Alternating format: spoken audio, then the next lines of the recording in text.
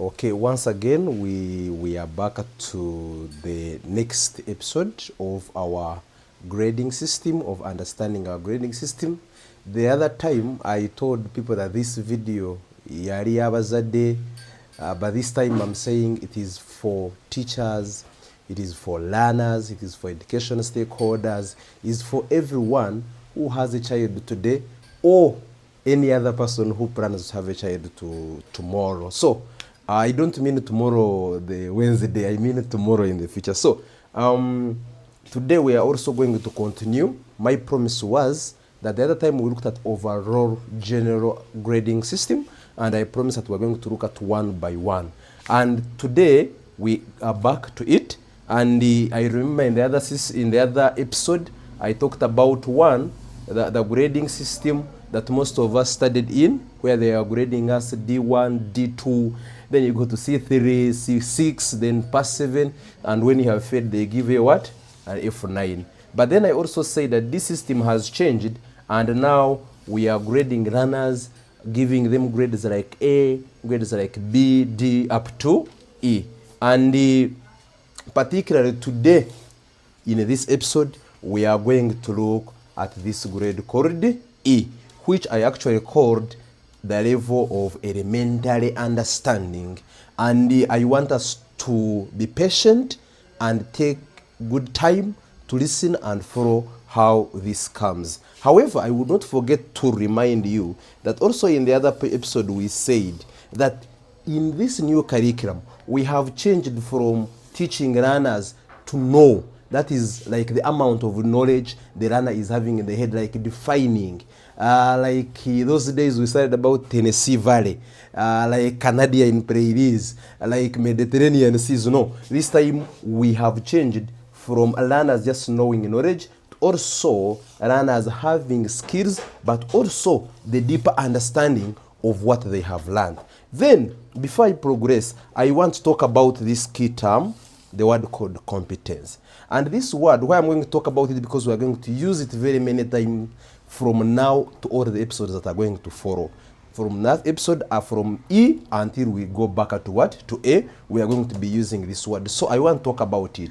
This word competence simply means a set of values, attitudes, skills, and knowledge. In other words, it is a combination of having knowledge, having skills, values, and attitudes. And that's why I have drawn this interesting picture here. Why I have used the K to mean knowledge. That means that the head is filled with knowledge, the facts, the information. Then the heart itself, at the center of the heart, we have the values and we have the attitudes. But these hands, they have to have the skills. That's what we call a competency. In other words, a competency is the ability of an individual, of a child, in this context of a learner, to be able to perform a task or a job effectively or very well. That is what we call a competency. And in this grading system, they are measuring, the yardstick is how best can the learner be able to perform a task. How best can the learner be able to perform a job well. And that's why I have put this concept first, so that in the future, when I say that the learner is below the competency level, then you are able to know that competency, I'm talking about what the learner is able to do well. Now, let's get back to our E.